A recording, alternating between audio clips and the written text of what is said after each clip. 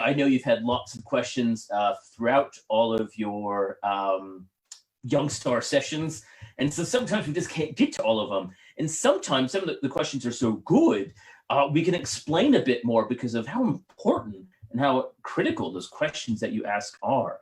And that's kind of what we're going to do today. So it's all about what you guys want to know, either in the past or now. And I will share my screen. Now, if you see me looking down at my phone, that's because I'm reading the questions that you've asked. So I know exactly who it is. And we have some of them who we know actually who asked it. So I'll try and let those who said it know. Now, as Monica said, I just like to start by acknowledging the first Australians. I'm in Canberra, so I'm on Ngunnawal, Noonwal, and Ngambri land, and their elders past, present, and emerging. And celebrate that because we often forget they were the first astronomers in the world. And I always like start talking about this. This is one of my favorite things to talk about pretty much in all of science. And you may be surprised by it. You know, it's not black holes. I love a good black hole, who doesn't? But it's Wurdi and Wurdi is a rock formation in Victoria. So it's near Geelong. It's about 20 minutes actually from the Avalon Airport. And you can see that there's these rocks placed here. Now, they're not giant rocks, they're not these huge boulders you may have seen from places like Stonehenge or otherwhere, but they are fairly small.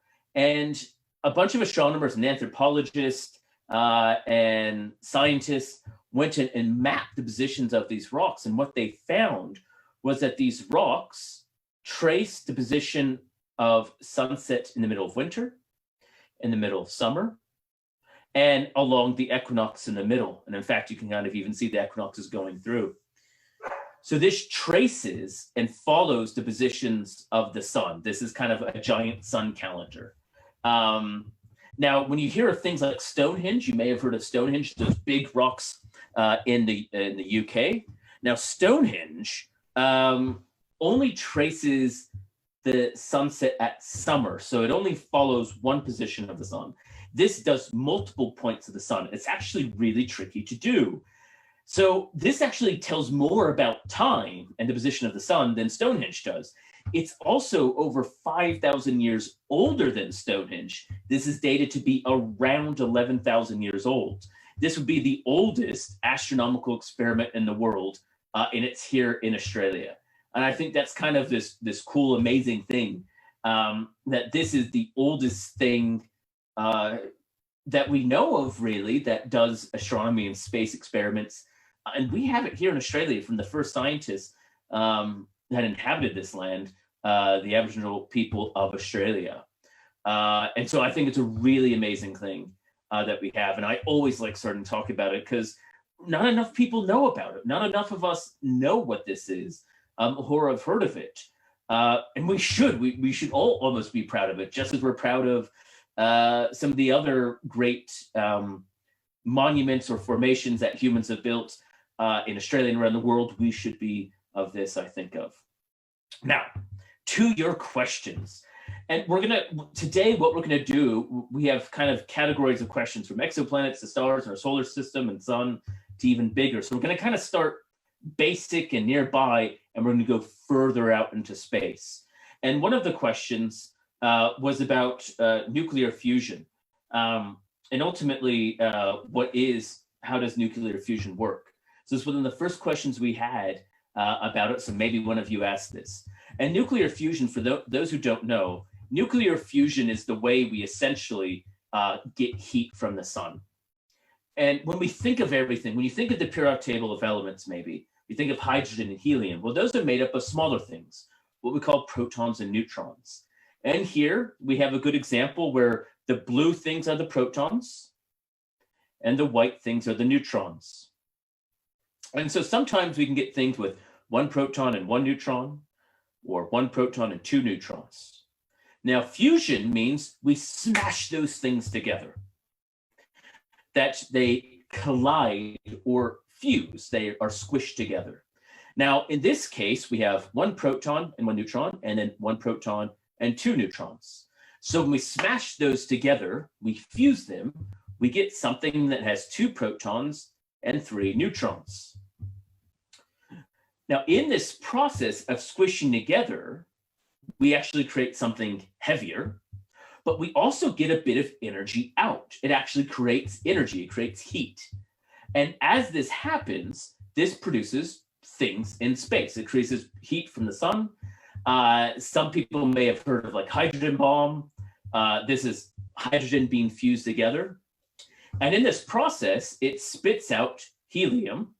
So if you look at the periodic table of elements, hydrogen's number 1, helium's number 2, because that has 2 protons and 2 neutrons, the white things. And we get a little neutron that kind of gets spat out and goes into space. And so fusion is the process. It's this big nuclear reaction happening and inside stars smashing these elements together. Now there's another process we call fission. And that is when you take big things and you break them apart. You break them apart and you spit out a little of energy and you get something smaller. And this relates to someone's question. I think it was Harvey asked, why can't the sun fuse iron? And this is actually quite a really cool thing. So we're going to look up here, right? So here's hydrogen. So hydrogen doesn't have a lot of stuff, so it's kind of really loose. So it's easy. There's a lot of space to squish it together. So the bigger you get, the less room there is to squish, the more stuff there is. It's kind of like clutter, right? Think about it. In your room, you may have been told that, you got to clean up your room, you got too much stuff. The more stuff you package the room means the less chance there is of shoving more stuff in. And so as we shove, or as we smash more things together, fuse it, it gets bigger and bigger and bigger. And so the space gets smaller and smaller until we get to a point, and that is iron. And at iron, there's no more extra space in that we can't actually put anything together and get something bigger and energy out. It actually costs us energy. So the universe likes to be efficient.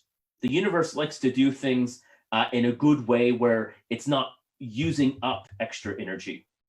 So once you get to iron, if we wanted to smash something into it, we lose energy. So the universe says, hey, this doesn't work. This is inefficient. I don't like that. Now, the other process, as I said, is fission. We take big things and we break them apart. Gold, platinum, all sorts of things. So we break up or we rip off a bit of those neutrons and protons, really those neutrons.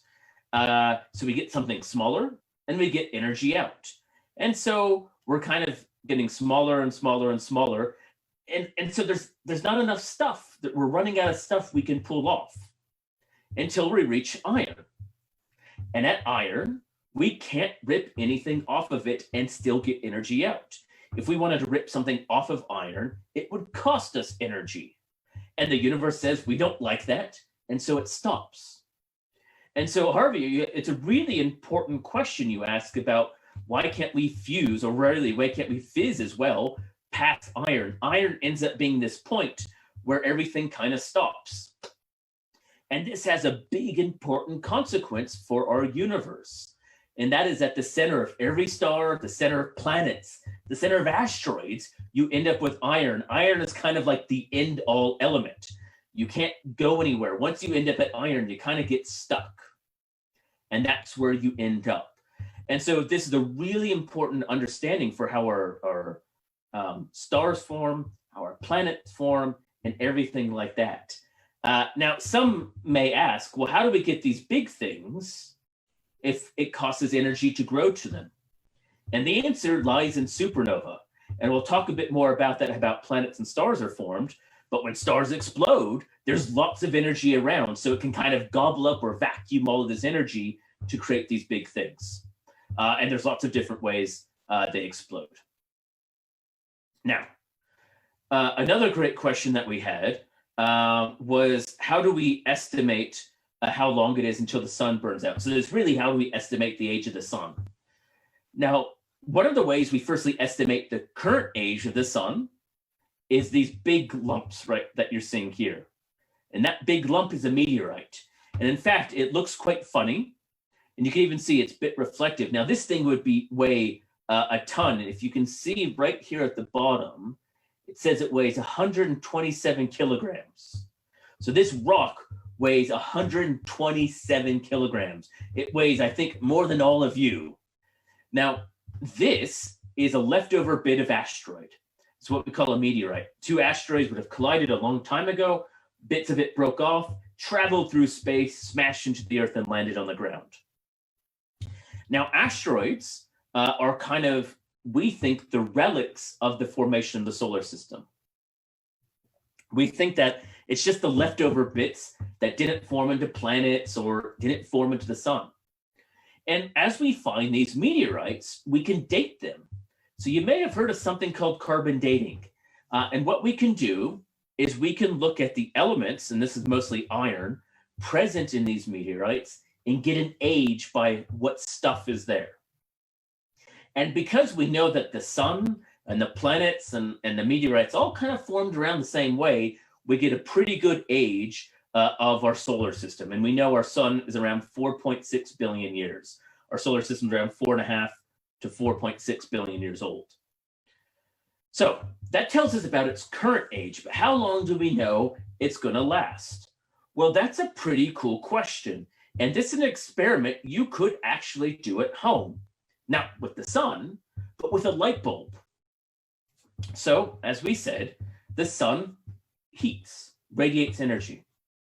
Now, we use telescopes and all sorts, from ones we can see with our eyes to ones we use with radio waves, to measure how much energy is leaving the sun. And it's a lot. It's millions and billions of watts. So if you look at your light bulb at home, it will say that it's 40 watts, or it's 50 watts, or maybe 20 watts. That's how much energy there is. Well, if you can measure how much energy is leaving that light bulb, in this case, how much energy is leaving the sun, we can figure out how slow it's running out. Now, we can then use a date of the sun currently. We can then kind of date based on how much stuff we can measure the sun has and figure out how much stuff there should be. So we can kind of get an estimate of how much hydrogen, because the sun's mostly hydrogen, there is. If we know how old the sun is, and we know how fast or how much stuff the sun's burning, we can figure out how long it has to go. So if we know how much it weighs in total, or how much stuff there is in total, how much is used right now, like in these meteorites, because that's how much it's used right now, and how much it's using currently, how fast it's going, we can figure out how much it has left. So it's kind of like a car. Now imagine you knew that you're driving from home to school and it takes 20 minutes. Well, if you can measure how far away or how long you've driven right now, and you know that it takes 20 minutes, and let's say you've driven for 5 minutes, well, it's going to take 15 minutes to go the rest of the distance. And that's pretty much what we're doing here. We measure how much stuff the sun has now, how much it's losing, and how much it has left to go. And we can use that just by measuring the energy or heat or light leaving the sun. And we can do this for lots of different stars. And this tells us that the sun is kind of in the middle of its life. So that's a really important question. We hear about the sun has another 5 billion years before it turns into a red giant. Well, how do we know that? We use things that we found from the solar system and how long it takes for the sun to grow and spin. So now we're on to, someone asked, why do solar systems spin? So why does everything essentially spin around? So how do they spin in the first place? Well, we have to go back to how stars are formed in the beginning. And that is that stars are formed and planets are formed from exploding stars, nebula. So here's a little animation of what happens when a big star explodes. So this is an animation taken from the Kepler Space Telescope, something Ryan and I have worked on. And so in the inside of the star's about to give up. A big shock wave is going to go and travel through space. That star is ignited and it's going as a big fiery ball into space. That's what we call a supernova. A star explodes. But what happens over time? Well, this gas is expanded, is blown up, right? It's traveling through space. Now, this gas is slowly expanding over time. And that gas, all that stuff, the future ingredients of stars, is spinning because it blew up. Now, over time, this gas starts to cool down, right? We just kind of run out of heat, but it's still spinning because of that initial explosion. And then bits of it start to clump together, gravity starts to pull things into little balls. So we start to form a bit of stuff around that may form a star. It may start to form bits of planets. But because that gas was still spinning around, we start spinning in the same direction of the explosion. So because that initial star was spinning and it blew up, the bits of us that formed from that star, so the star itself or our sun, the planets, they all started to spin in the same direction of the explosion. So that's why our planet spins on its cycle. So we spin around every 24 hours, what we call a day. That's in the same direction we go around the sun. And that is the same direction the sun spins. So we all, minus Venus, we're not going to talk about Venus, it's a bit weird, we don't understand that. But we all essentially spin in the same direction, both on our axis, our day-night, and our year. And that's all because of that initial explosion from the star that created us. So it's a really cool thing. Because that star was spinning, because that star expanded and blew up, we are spinning in the same direction, essentially, of that explosion. And that happens, and that affects all of our planets, all of our stars, all sorts of cool things. Now, once we start forming planets, someone's asked, how do the planets and moons, how come they don't crash into each other? How come they're just still there? Well, the answer is they do crash. They just crashed a long time ago. So as we start spinning around, we're starting to form little balls. So we start to form a big ball we call the sun. We start to form little small balls that start to form little rocky, we call planetesimals, baby planets. We start to form little baby planets on the further edges of the solar system. But there's lots of little clumps.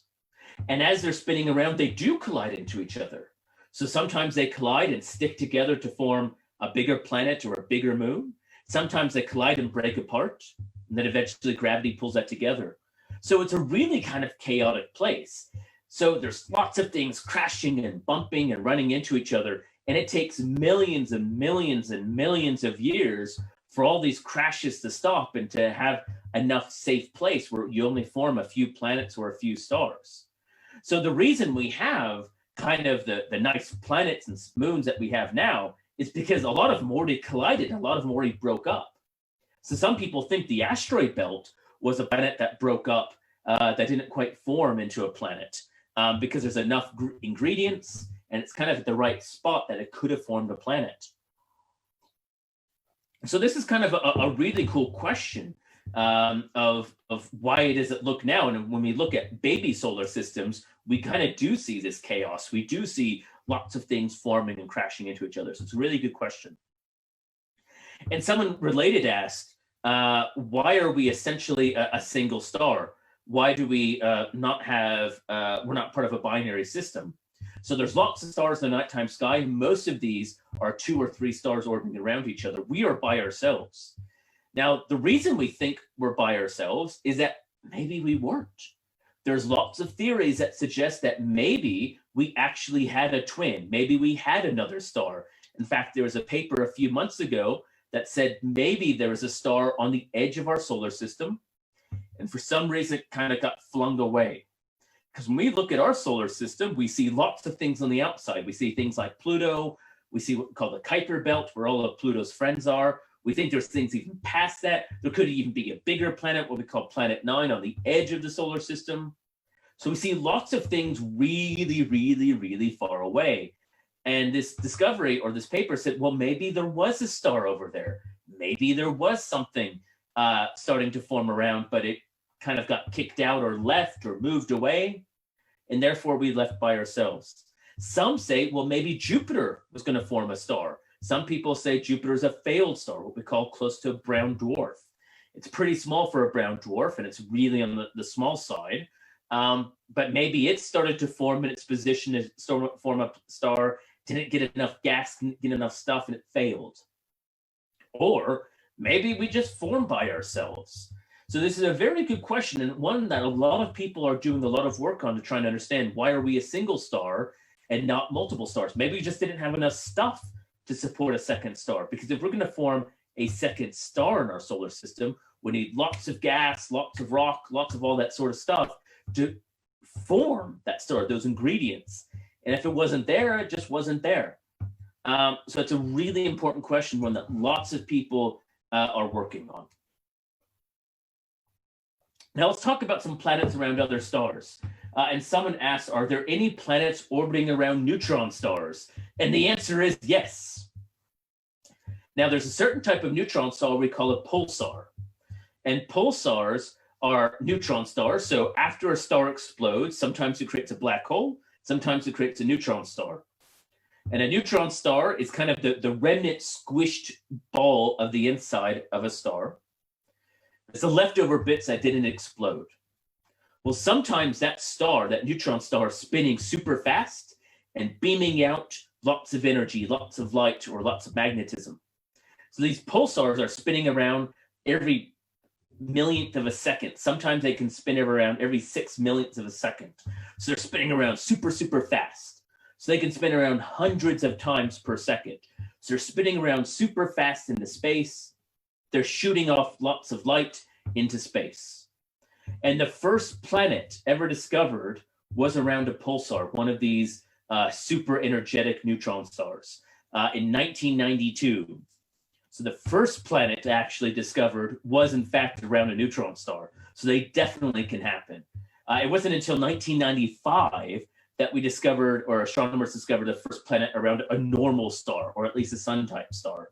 So this was kind of a big surprise that, in fact, there was multiple planets discovered around this pulsar.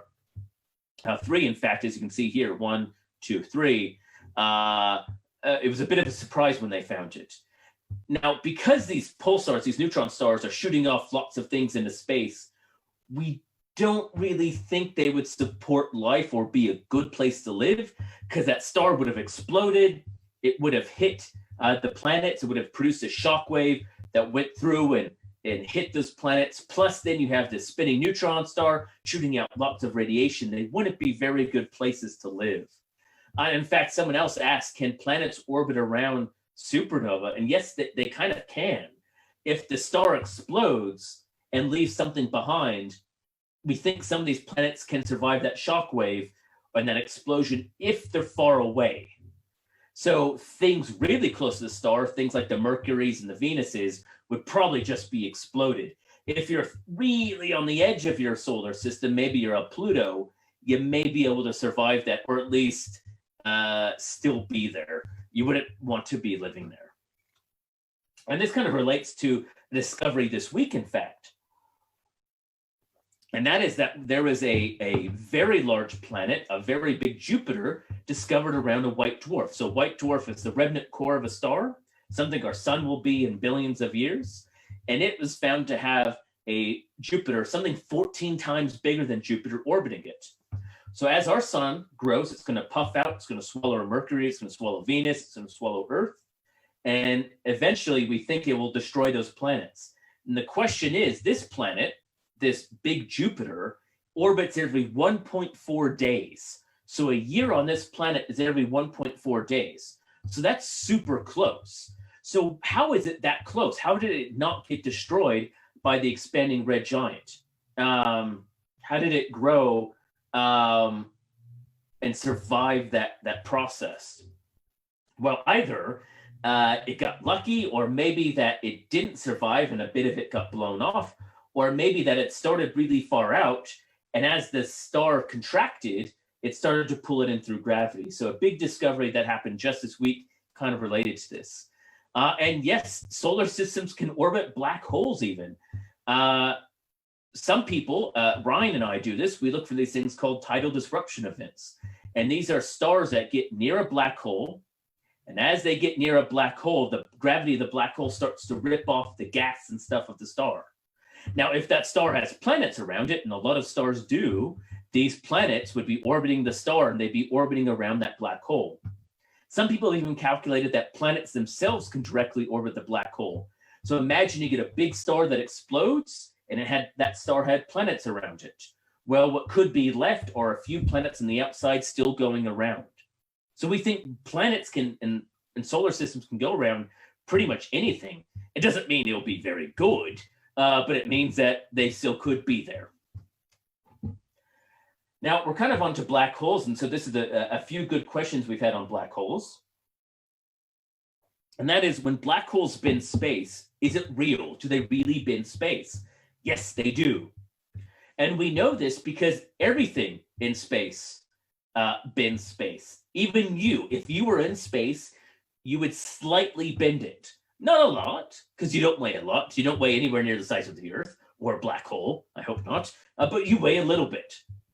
And there was an experiment called Gravity Probe B. And this was sent around the Earth. And it actually detected the bending of space, something we call frame dragging. It actually started to detect the curvature going from very far away from Earth to closer near the Earth. And so we were actually able to see and detect the bending of space. So when I mean bending of space, the universe and space is this, imagine it's this giant sheet. So we call it space-time. So we have our side to side, back and forth, up and down, the 3 dimensions, and that is space. And imagine the space is this giant sheet. And if you put a weight in that sheet, it's going to cause it to sag or actually bend it.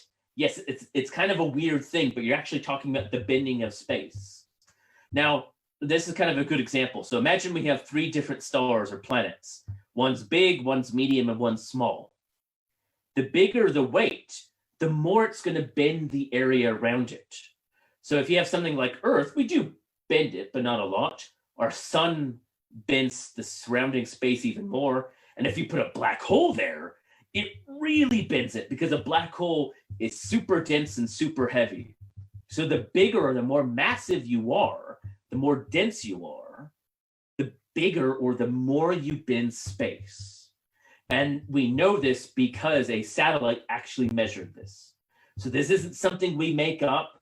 This is a real effect that we can actually measure its effects from. But it's a really good question, because when we think about black holes, we talk about how they can warp and bend space. We really do mean it, because we can detect it. And someone asked, can black holes move? Yeah, black holes move all the time. And so, here, these are 2 black holes, what we call merging or colliding. And these black holes are orbiting around each other. And as they orbit around each other, they're bending and warping space, producing what we call gravitational waves. And these waves travel through space, and we can detect them here on Earth. And this is what we call gravitational waves. So we can detect the bending of space here on Earth from black holes, and we can detect the black holes moving, because they're moving, they're bending space or warping space, creating ripples. It's kind of like if you were to drop a rock in the water and ripple through space. We can detect them here on Earth. And Gracie just pointed out with the bending of it, if you put a ball on a pillow, the pillow shrinks. That's exactly right. If you jump on your bed, the bed's going to sink a little bit. If you put something heavy on your pillow, the pillow's going to weigh down. That's exactly what space is doing. And in this case, instead of a pillow, it's space.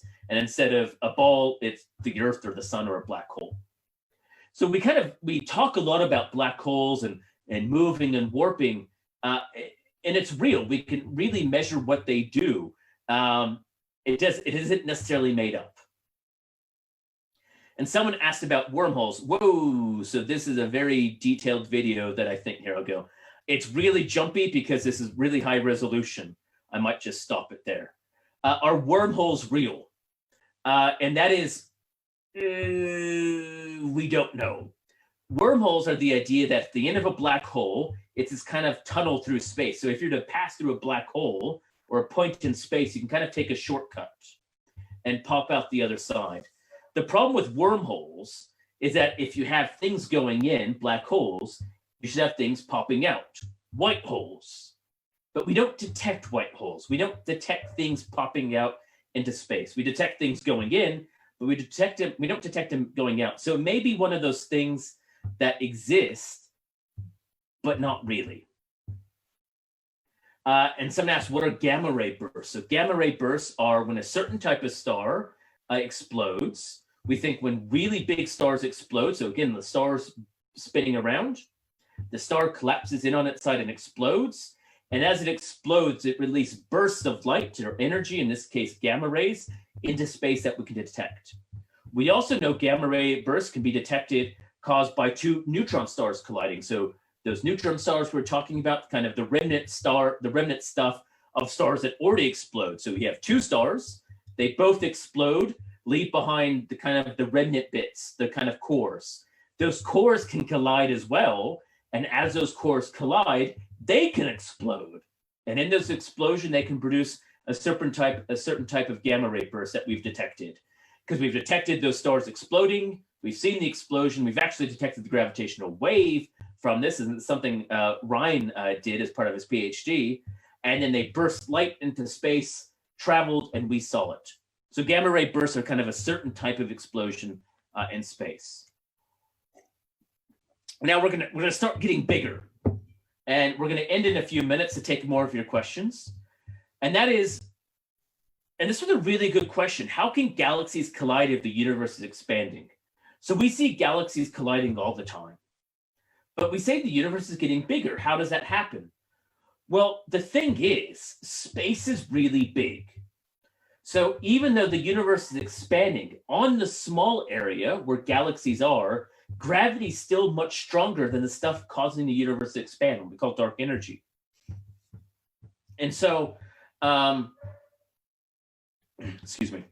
So as the universe is expanding, yes, it is, but gravity, if you get stuff nearby, is a lot stronger than dark energy, so it can still pull it together. So it's the same reason why our solar system isn't being pulled apart. If the universe is expanding, why isn't our solar system being pulled apart? Well, the gravity from the sun pulling on the planets is much stronger than anything there. So in this case, when you have lots of galaxies nearby, the gravity between them is still pulling them together to cause them to collide. Now, over time, as the universe keeps getting bigger, the distance between galaxies will come further apart. So as those galaxies collide, you'll have less galaxies around and then more space. So there is a point, if the universe just keeps expanding and expanding, that will stop running out, or will stop having galaxies collide, because space is so big that you kind of already had all the collisions you could have, and you're just left with a few areas of galaxies. That wouldn't be for a long time. And someone asked a great question about dark matter. And that is, could we ever see, or may we ever see dark matter? And there are experiments, once happened in Stowell, in Victoria, trying to do this. So we think dark matter may be a very small particle, smaller than a proton. And they have lots of mass, they can travel through space, and they can even travel through the Earth. So someone had the idea that if you put these giant detectors in the ground,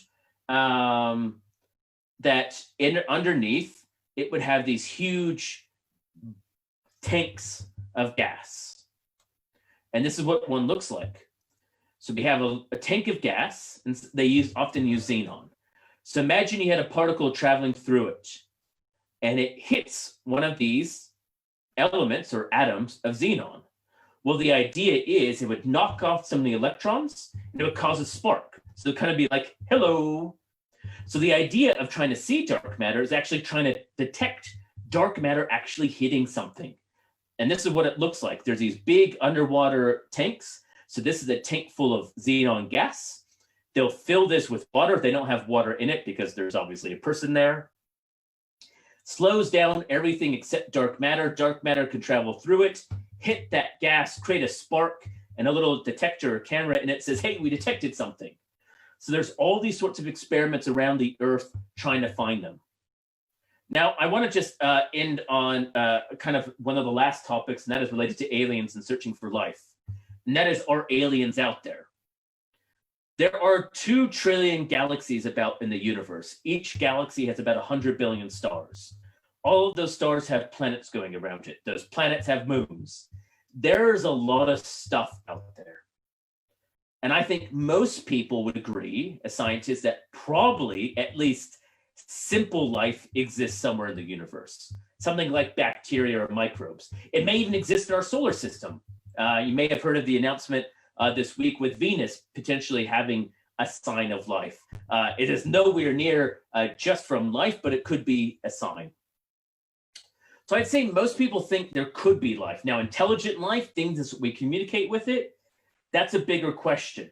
I don't know. But as someone asked, will there ever be a telescope that can find it? And this is ultimately the problem. Space is really big. So imagine you took one of the big radio telescopes like the dish, and you pointed it at Proxima Centauri. So Proxima Centauri is in the Alpha Centauri star system. So if you look at the Southern Cross, there's two bright stars next to it. One's Alpha Centauri. Now that star is the closest star to us at 4.2 light years away, besides our sun. Now, if you were on that planet and you said hello, it would take 4.2 years for the light to reach us. And then we have to reply back. So it's 8.5 years just to say hello. So if you are 10 and you were on that planet right now, you would not even get a reply until you're 19. And that is the next closest thing to us in the universe. And when we look at how big our galaxy is 100,000 light years across. And I love this image. So do you see here, there's this little box, and there's that little blue dot that we zoomed in here. That is not Earth. That is how far our radio signals have gone into space. We've been sending signals out for 200 years, about, not quite. We've gone that of the entire galaxy. We're not even talking about another galaxy. We're talking about in our galaxy alone. So if you're over here, you won't see anything from us for 50,000 years. And if we want to see you, an alien life, we won't see you for 50,000 years. So if they send us a signal right now, we will not know for 50,000 years. So space is pretty big. So there may, even if life exists, we may never find it. So I'm going to stop there and we can do more questions. Thanks so much, Brad. That was an awesome expose of some of the questions that the young stars asked over the year.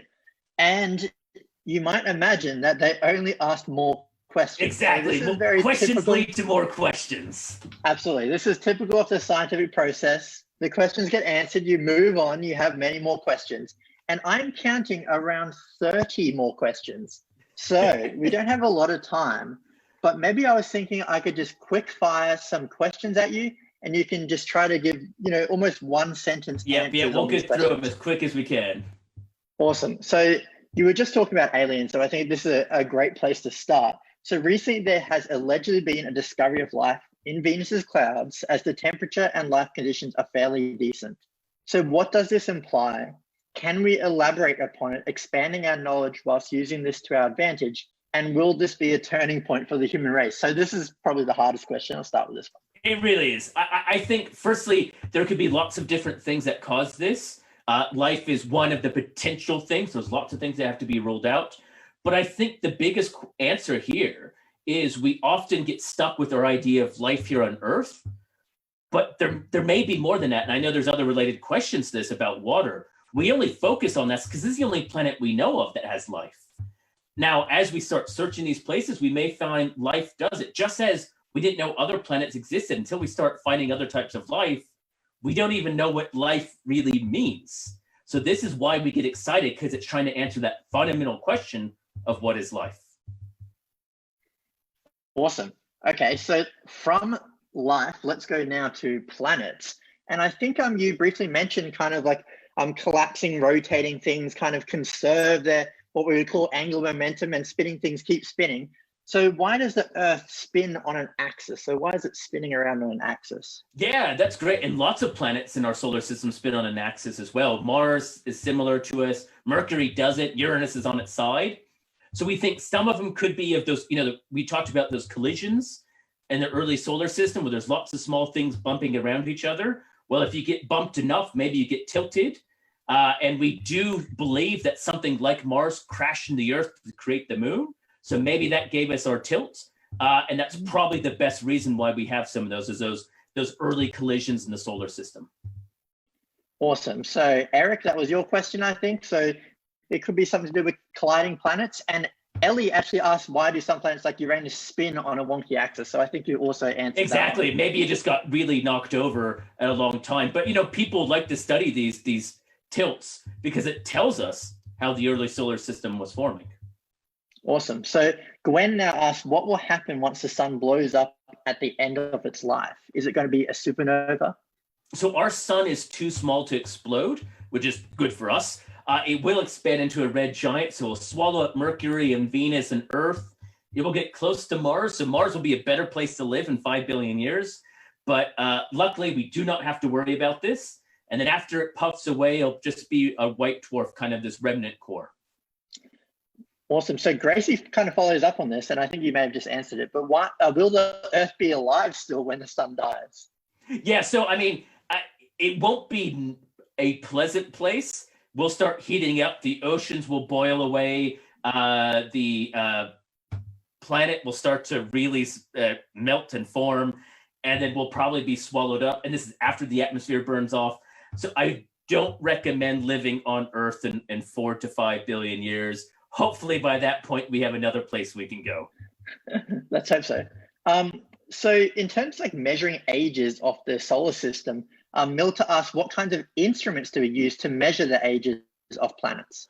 That's a great question. So some of them are using these meteorites that we fall on the ground. So there's these instruments we call, there's a lot at ANU we call shrimps. So kind of like we call the animal. And so what they do is they take beams of light and energy, and they look at the elements, and every element has a signature. And what we can do is we can look at those signatures of the elements, and even when different elements come together, create molecules. So hydrogen has a signature, oxygen has a signature, and when you add hydrogen and oxygen to H2O, that has a different signature. And so we can look at all these signatures, kind of like fingerprints or DNA, and put the piece together to figure out what elements or what molecules are in that stuff. Really cool. So we have these little kind of atomic clocks. Yep. So Lucas has just privately messaged me on Zoom, and I think this is a nice question, so I'm going to ask it. Why are all planets round? Does it have something to do with gravity? So it does have something to do with gravity and what we call equilibrium and pressure. So as you're spinning around, gravity is starting to spin you. So things like the spinning disks. But as you get enough mass and enough pressure, you start to get pulled into that ball. And you can kind of do this when you're, if you're spinning around, when you hold your arms out and you spin around, you start to look like a ball spinning around as you spread your arms out. And that's actually, again, as James, you were just saying, with the conservation of angular momentum. And that's one of the reasons we use this criteria of a planet being a planet as being round, that you have enough mass, therefore enough gravity, and you have enough pressure spinning around to form you into a nice stable thing. Otherwise, you're kind of loose and clumpy and lumpy, and you may fall apart or break apart. Awesome. So now onto something that isn't a planet. How are asteroids made by Elric? Yeah, so asteroids are formed the exact same way planets are. They're formed from that initial stuff that created the star and planet. Bits of them start to get pulled together through gravity. But because, as we were just saying, there's not enough of mass and pressure, they kind of form quite lumpy. And so as they start to form lumpy, that's it. If there was more stuff, they would have formed heavier and therefore formed to the nice ball. So that's one of the ways we use this distinguishing between, because asteroids go around the sun just as planets do. And that's why we use that distinguishing characteristic of being round to rule out the asteroids. Awesome. So maybe now we'll venture onto things outside of our solar system. So why do stars have different sizes? And this is from Gracie. This is a great question, and it really depends on what was that initial thing that created it. So you can imagine if a big star explodes, there's lots of gas around, a bigger chance to form heavier or bigger. If that star or nebula was smaller, less stuff. And then as we go back, if we go all the way to the Big Bang, there was just tons of hydrogen and helium. And it was really easy through fusion, if you remember us talking about that, to stick that stuff together to form stars. So the very first stars were gigantic, thousands to even potentially tens of thousands of times bigger than our sun. They only lasted for a short amount of time, but they were giant, giant stars. And as those stars exploded, they spread that gas out, so they formed smaller stars. Those stars exploded to form even smaller stars. So we can kind of imagine the next generations of stars kind of after us will be even smaller because of that. So stars are kind of getting smaller and smaller and smaller by the generation. Okay. Now maybe onto something like black holes. Is there an opposite to a black hole? a white hole? Asked Callum. Yeah, so look, and people think this could be connected to wormholes, that if you have stuff coming in, you have stuff shooting out. What would be a white hole? Theoretically, maybe that there are ways they could exist, but people have looked for them and we haven't found them. So it may be one of those things that just exists or we think could exist, but doesn't. There's no reason there couldn't be green pigs with 6 legs on a different planet. There's no reason they couldn't, but it just may not happen because the universe doesn't work that way. So you were mentioning too about planets orbiting around a neutron star. So what about planets orbiting around black holes? Has anyone seen any? And how is the time affected on these planets? So how do people experience time? So we've detected solar systems orbiting around, or at least stars orbiting around black holes through what we call these tidal disruption events, these things getting ripped apart. So you kind of assume the planets are there. There may be hints that planets have orbited just by themselves around black holes, and some people have calculated they can definitely exist. Now, as they be ripped apart, they would produce a bit of a light, a bit of a kind of a blip, but not a lot. Now, because you are orbiting around a black hole, as you're asking, it's a great question, time would be different for you. Time would move slower. So, a day would take a really long time. If you're at the event horizon, the boundary of a black hole, a day could go on for millions and millions of years. You don't notice it though. That's the cool thing. It just seems normal to you. So it's kind of like, imagine all of a sudden, every school day was 13 hours long. Now that sounds really terrible, but if that's just how school was, you wouldn't really notice that it was long. That's just what happens. So that's kind of how it'd be. You wouldn't notice that it's long because it's just always been long. Awesome. So that question, by the way, was from Troy. So where do we want to go now? There's a lot of astrobiology questions, actually. Has anyone found life on Mars? By Suzanne. So no, so life has never been found on anywhere but Earth. There's been signs of it and hints of it, and I actually think they'll find it. The new Mars rover from NASA, Perseverance, has the tools to look for microbes. I think there's a strong chance they'd find it. I would be surprised by at the end of the decade, we haven't found life somewhere. I think we're that close. But no, we haven't conclusively found life somewhere else. And what kind of life will this look? What will this life look like, Brad? Yeah, look, it's going to be boring. It's not going to be fun. You're not going to be able to pat it or pet it. It's going to be bacteria. It's going to be something small that needs a microscope. But there are other places in the solar system, like the moons of Jupiter. So, like Europa, moons of Saturn, like Titan or Enceladus, that have giant oceans with lots of water that may have complex life. So more than one cell, multiple cells. So, the thing when we think about aliens, when we think about life, you always picture things that have 2 arms and 2 legs can speak. That's because, science fiction has really evolved and informed our view of it, but there's no reason life has to look like us. Why do we never think of space elephants? It is just as likely elephants exist in space as humans, or space dogs. Now, it doesn't mean that we're going to find them, but we get really stuck on this idea of us, whereas there's lots of life. We never think of plants and trees, right? Grass and flowers and plants. Those are all forms of life. If we discover plants on another planet, that would be life as well. And it's probably more likely than something like us.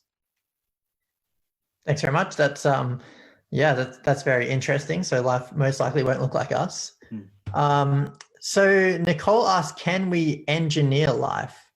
I guess this is more of a synthetic biology kind of question. Yeah, look, this is probably a bit outside what a lot of us are qualified to talk about. But people use medical science and biology to do things to life here all the time on the Earth. What that means for another planet is a big question. And I would say this, and I would say this is probably a better answer when I ask. When we talk about moving to other planets, colonizing, living, growing, we often need to ask the question, should we? It's not always about can we. There's lots of things we can do. There's a lot of things that we should and should not do. And I think the responsibility is on us as we explore the solar system to make sure we're good stewards and we take care of the solar system, not just our planet. So we don't do anything bad, to be honest. So let's go back to something that's more familiar to astrophysicists, supernova. If a supernova were to happen near the Earth, would we be able to see it from the ground? Oh, yes. We think Betelgeuse. I'm waiting for this day. We think Betelgeuse will explode as a supernova at any time. So in the constellation Orion, the red giant, that red star in Orion, it's going to explode, any day being 50,000 years. When that explodes, it will approach the brightness of the full moon. So you would be very able to see it. We know from past supernova explosions that humans have seen it with their own eyes. One of the first supernova ever discovered was by Chinese astronomers in 1054, where they recorded an actual explosion with their own eyes. So we definitely know of things that have been seen on the Earth. Yeah, I would love to see a supernova. We all would. It would be so cool. It'd be so awesome. So maybe the last question now, and this is from Nicholas. How big is the black hole in the middle of our galaxy? So yeah, Sagittarius A star, that supermassive black hole, is about 4 million times the mass of our sun. So 4 million suns squished together. Now to put that into scale, you can put about 1 million Earths inside the sun. So this is an object 4 million times heavier that can fit 1 million Earths in it. So it's big. That's huge. All right. Well, yeah, thanks so much, Brad. I think Ryan's going to give us a wrap up now. So I hand it over to Ryan. Thanks. Yeah. Once again, thanks, Brad. This was a fantastic talk and amazing to see so many questions from the young stars finally answered. And today we covered a lot of topics. We spanned from the birth of stars and planets to the death of stars, black holes, colliding galaxies, dark matter, and even aliens. I'm sure lots of the young stars here today learned an awful lot, so it's been fantastic to hear about this. And this last week, we've had lots of amazing discoveries in science. And we've already talked about this one a little bit. It's the potential discovery of interesting stuff in the atmosphere of Venus. So using radio telescopes on the Earth, astronomers spotted a molecule called phosphine in the atmosphere of Venus. Now, this is super interesting because this molecule at the moment, we don't have an explanation of why so much of it is in Venus's atmosphere. We don't know a way of the planet itself naturally producing this without perhaps there being some alien life living in the clouds of Venus. But it's worthwhile to make sure that this isn't a complete detection of aliens. We have no idea what the cause of this is. So what happens now is that astronomers and scientists all across the world will try and work out what is causing this phosphine to be in the atmosphere of Venus and try and understand more about our nearby planetary neighbor. So it's a fantastic discovery and awesome to see Venus getting some attention again. Next time with the young stars, we're going to have another fantastic speaker, Sophia. She's the newest speaker of our group, and she's doing an undergraduate degree at the Australian National University. In this talk, she's going to be talking about galaxies. So the gigantic things that we live in and that many hundreds of billions of stars live in with us. So thank you all for joining us today. I hope you all learned something, and I look forward to seeing you next time.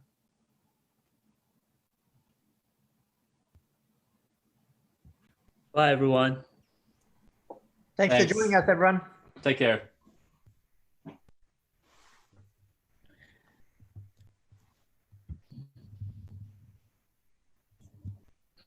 Thanks, Rosemary.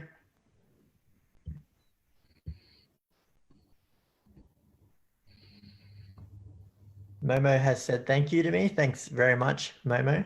Thanks for joining us.